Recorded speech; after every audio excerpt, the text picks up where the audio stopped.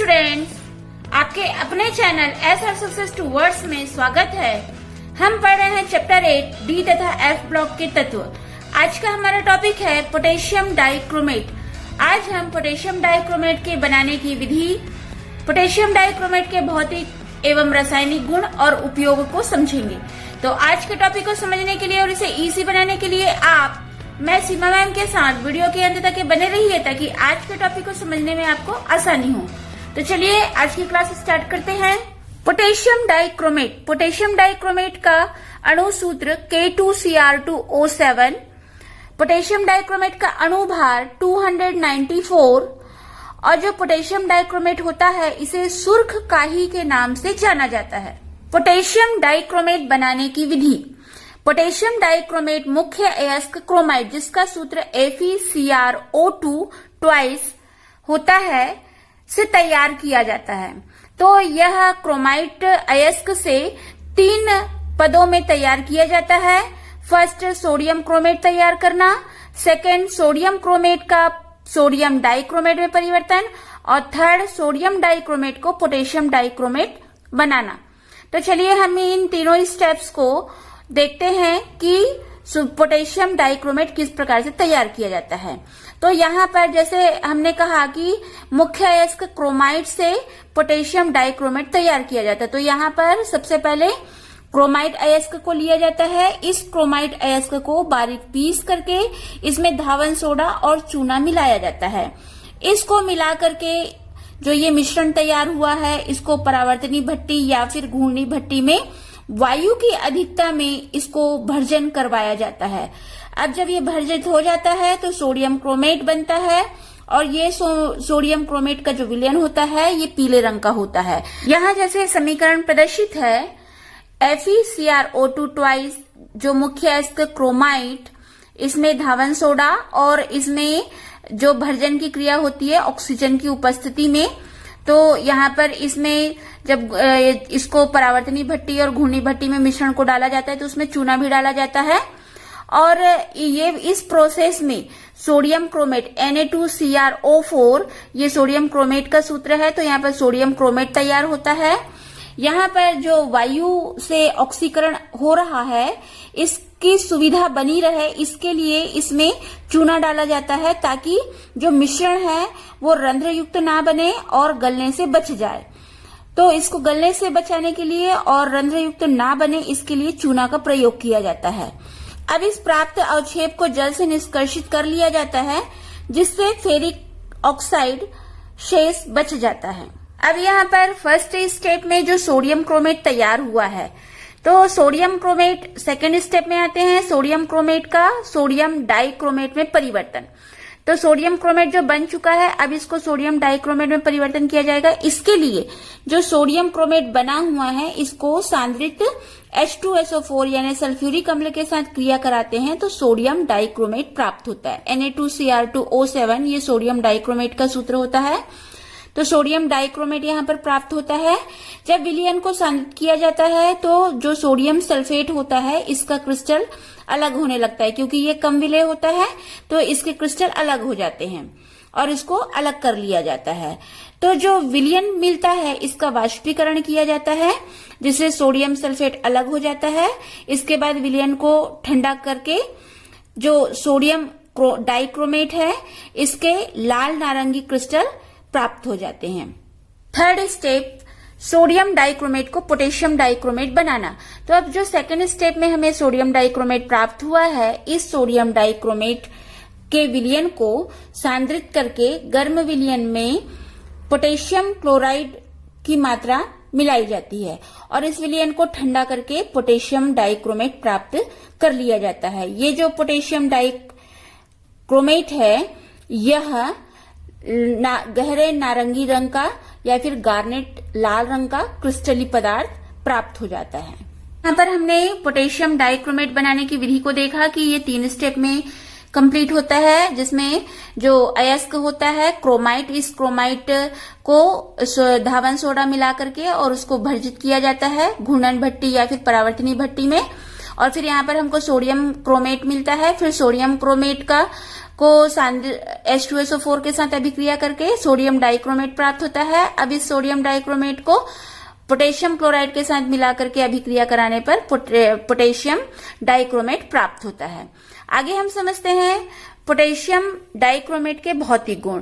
तो फर्स्ट है कि पोटेशियम डाइक्रोमेट गहरे नारंगी या गार्नेट लाल रंग का क्रिस्टली पदार्थ होता है, यानी कि जैसे हमने यहाँ पर समझे कि जो पोटेशियम डाइक्रोमेट होता है जो प्राप्त होता है ये नारंगी रंग का होता है और ये क्रिस्टली पदार्थ होता है। सेकेंड, पोटेशियम डाइक्रोमेट जल में विलेय होता है।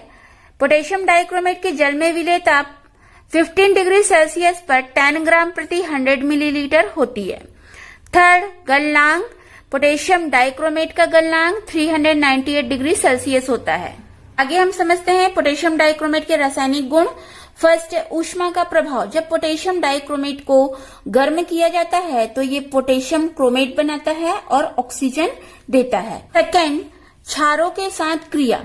जब पोटेशियम डाइक्रोमेट को पोटेशियम हाइड्रोक्साइड क्षार के साथ गर्म किया जाता है तो ये पोटेशियम क्रोमेट का पीला विलयन देता है। जब इस पोटेशियम क्रोमेट के विलयन को सल्फ्यूरिक अम्ल के साथ अम्लीकृत किया जाता है तो ये पोटेशियम डाइक्रोमेट का नारंगी रंग में फिर से बदल जाता है। जैसे हमको यहाँ पर समीकरण प्रदर्शित है, यहाँ पर हम देख रहे हैं कि जो पोटेशियम डाइक्रोमेट है ये क्षार के साथ अभिक्रिया करके पीला विलयन देता है पोटेशियम क्रोमेट का, और जो पोटेशियम क्रोमेट है जब इसको सल्फ्यूरिक अम्ल से अभिक्रिया होती है तो ये पोटेशियम डाइक्रोमेट का नारंगी रंग में फिर से परिवर्तित हो जाता है। सांद्र सल्फ्यूरिक अम्ल के साथ क्रिया। ये अलग अलग कंडीशन पर सल्फ्यूरिक अम्ल के साथ अभिक्रिया करता है। तो जब पोटेशियम डाइक्रोमेट ठंडे सांद्रित सल्फ्यूरिक अम्ल से अभिक्रिया करता है तो ये क्रोमिक एनहाइड्राइड के लाल क्रिस्टल बनाता है, और जब पोटेशियम डाइक्रोमेट यह सांद्र सल्फ्यूरिक अम्ल के साथ गर्म किया जाता है तो ये क्रोमिक लवण में अपचयित हो जाता है और नवजात ऑक्सीजन के 3 परमाणु देता है। जैसे हमको यहाँ पर समीकरण प्रदर्शित है कि जब ये पोटेशियम डाइक्रोमेट जब ठंडे सांद्रित सल्फ्यूरिक अम्ल से अभिक्रिया करता है तो ये क्रोमिक एनहाइड्राइड के लाल क्रिस्टल बनाता है, और यहाँ पर जब सल्फ्यूरिक अम्ल के साथ पोटेशियम डाइक्रोमेट को गर्म किया जाता है तो ये क्रोमिक लवण में बनाता है और ऑक्सीजन जो नवजात ऑक्सीजन होता है इसका 3 परमाणु देता है। ऑक्सीकारक गुण। यहाँ पर जो पोटेशियम डाइक्रोमेट होता है ये उदासीन या अम्लीय विलयन में नवजात ऑक्सीजन देता है, इसलिए यह अच्छा ऑक्सीकारक का कार्य करता है। हम यदि इसे दूसरे शब्दों में समझें तो यहाँ पर जो Cr2O7 डबल माइनस आयन है ये इलेक्ट्रॉन को ग्रहण करके ये Cr3+ आयन में अपचयित हो जाता है। तो इस प्रकार ये एक अच्छा ऑक्सीकारक का कार्य करता है।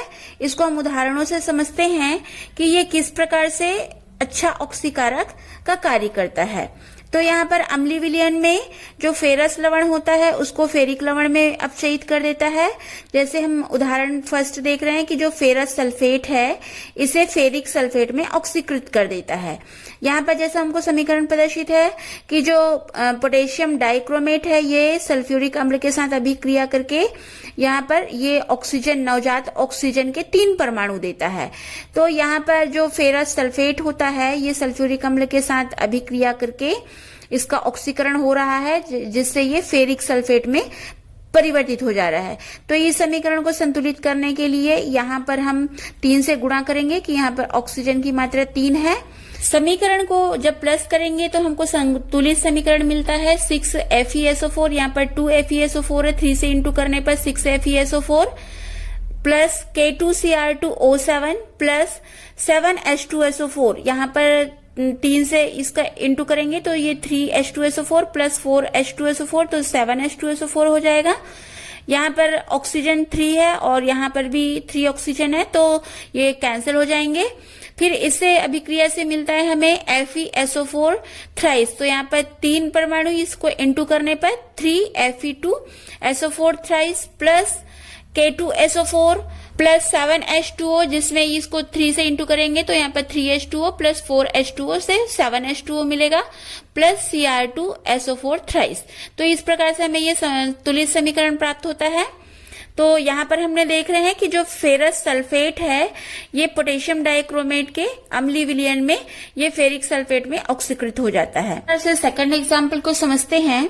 यहाँ पर जब पोटेशियम डाइक्रोमेट अम्लीय माध्यम में ये हाइड्रोजन सल्फाइड को सल्फर में ऑक्सीकृत कर देता है। जैसे यहाँ समीकरण प्रदर्शित है, पोटेशियम डाइक्रोमेट ये अम्लीय माध्यम में हाइड्रोजन सल्फाइड को सल्फर में ऑक्सीकृत कर देता है। थर्ड एग्जांपल, जब पोटेशियम डाइक्रोमेट अम्लीय माध्यम में ये पोटेशियम आयोडाइड को आयोडीन में ऑक्सीकृत कर देता है। जैसे हमको यहाँ समीकरण प्रदर्शित है, पोटेशियम डाइक्रोमेट सल्फ्यूरिक अम्ल ये पोटेशियम आयोडाइड को आयोडीन में ऑक्सीकृत कर देता है। एग्जांपल, पोटेशियम डाइक्रोमेट अम्लीय माध्यम में सल्फर डाइऑक्साइड द्वारा अपचयित होकर के क्रोमियम लवण बनाता है। जैसे हमको यहाँ समीकरण प्रदर्शित है, पोटेशियम डाइक्रोमेट सल्फ्यूरिक अम्ल और सल्फर डाइऑक्साइड द्वारा ये अपचयित होकर के ये क्रोमियम सल्फेट बनाता है। पोटेशियम डाइक्रोमेट के ऑक्सीकारक गुण में फिफ्थ एग्जाम्पल है, हेलोजन अम्लों को हेलोजन में ऑक्सीकृत कर देता है। यानी जब पोटेशियम डाइक्रोमेट अम्लीय माध्यम में होता है तो ये हेलोजन अम्ल यानी कि हाइड्रोक्लोरिक अम्ल को या क्लोरीन में यानी कि हेलोजन में ऑक्सीकृत कर देता है। सिक्स एग्जाम्पल, कार्बनिक यौगिक अल्कोहल को एल्डिहाइड में ऑक्सीकृत कर देता है। जब पोटेशियम डाइक्रोमेट अम्लीय माध्यम में होता है तो ये नवजात ऑक्सीजन के 3 परमाणु देता है और एथिल अल्कोहल का ऑक्सीकरण होने से ये एसिटाल्डिहाइड बनाता है। तो इस समीकरण को संतुलित करने के लिए यहाँ पर हम चूंकि ऑक्सीजन के 3 परमाणु हैं तो इस समीकरण को 3 से इंटू करते हैं। अब हम समीकरण को जोड़ देंगे तो यहाँ पर हमको प्राप्त होता है 3C2H5OH। यहाँ पर 3 से C2H5OH का इंटू करेंगे तो हमको मिलेगा 3C2H5OH plus K2Cr2O7 plus 4H2SO4। यहाँ पर जो है 3 से ऑक्सीजन में इंटू होगा तो ये 3 ऑक्सीजन और ये 3 ऑक्सीजन कैंसिल हो जाएंगे। इससे हमको मिलेगा 3CH3CHO। यहाँ पर CH3CHO से 3 का इंटू होगा तो 3CH3CHO प्राप्त होगा plus K2SO4 plus Cr2SO4 thrice और 7H2O। यहाँ पर 3 से इसका इंटू होगा तो 3H2O प्लस 4H2O से मिलेगा 7H2O। इस प्रकार इन उदाहरणों से हमने ये समझे कि पोटेशियम डाइक्रोमेट एक अच्छा ऑक्सीकारक होता है। ये अच्छा ऑक्सीकारक इसलिए होता है क्योंकि ये नवजात ऑक्सीजन देता है। आगे हम समझते हैं क्रोमिल क्लोराइड परीक्षण।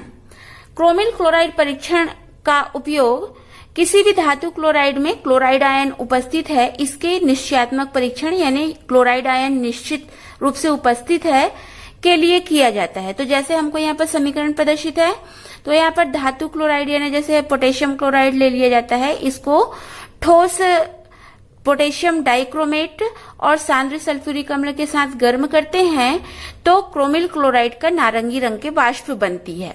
इस प्राप्त नारंगी रंग की वाष्प जो क्रोमिल क्लोराइड बनने के कारण निकलती है, इसमें सोडियम हाइड्रोक्साइड का विलयन मिलाते हैं, इससे सोडियम क्रोमेट बनता है। ये सोडियम क्रोमेट पीले रंग का होता है। इस सोडियम क्रोमेट जो कि पीला रंग का विलयन बनता है, इसमें एसिटिक अम्ल की उपस्थिति में लेड एसीटेट का विलयन मिलाते हैं तो लेड क्रोमेट का पीला अवक्षेप प्राप्त होता है। तो इससे पता चलता है कि इस धातु क्लोराइड में क्लोराइड आयन उपस्थित है। यहाँ पर हमने पोटेशियम डाइक्रोमेट की बनाने की विधि, इसके भौतिक गुण, रासायनिक गुण और क्रोमिल क्लोराइड परीक्षण को समझे। आगे हम समझते हैं पोटेशियम डाइक्रोमेट के उपयोग।